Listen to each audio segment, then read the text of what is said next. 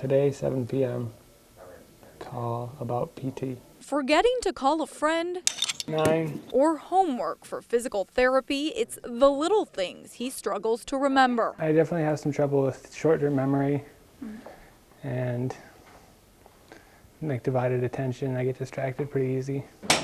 He's also adjusting from 20/20 vision to only seeing out of his left eye. But physically, Sergeant Adam Alexander feels normal, perhaps the thing he struggles with the most since the accident. Having to accept that there's something wrong, because with the brain injury, it's not like you have a broken leg or anything where you try to walk on it. It's like, oh yeah, I broke my leg. Yeah. You feel physically fine. But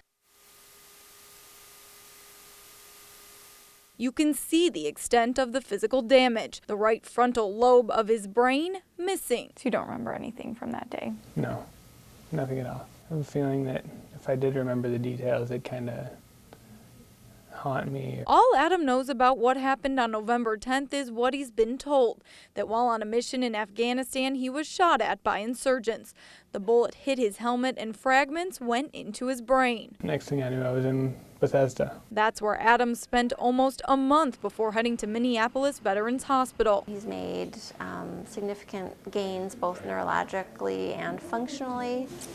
At first, he needed 24-hour supervision and assistance walking, but it was just a couple weeks before he was walking all alone inside and outside of the hospital. Now what we're working on is those higher level cognitive tasks. A lot of the functions that involve the frontal lobe, which is where his injury occurred.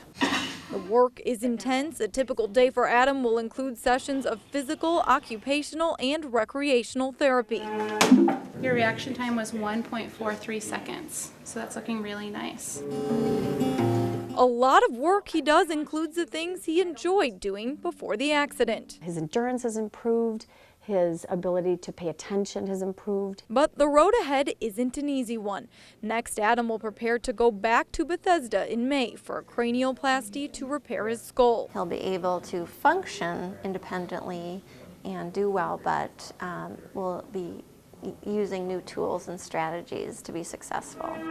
Adam's prognosis is good given his current progress and the fact that he is just 28, but there are things he planned on doing that physically he will not be able to, such as putting his criminal justice degree to use as a police officer. I still got a long road ahead of me. Adam will not have to walk that road alone. His mom and dad have been by his side for nearly every step of his recovery, and his fiancée Kate, who he will marry this September.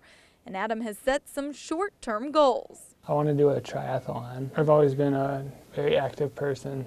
Me and Kate love to kayak and run and bike and swim and camp and everything else that you can do outside. But Adam knows it will be some time before he can enjoy any of those things again. Do you feel lucky to be alive? Most certainly. Yeah, it's hard to have bad days anymore because I feel like any day above ground is a good day. I asked Adam if he felt like a hero, and he said no, he was just doing his job. I think a lot of people would strongly disagree with that, especially the people holding a benefit for him this Saturday in De Pere. We'll have more on that on Local 5 News tomorrow, and we'll also be talking to his fiancée, Kate.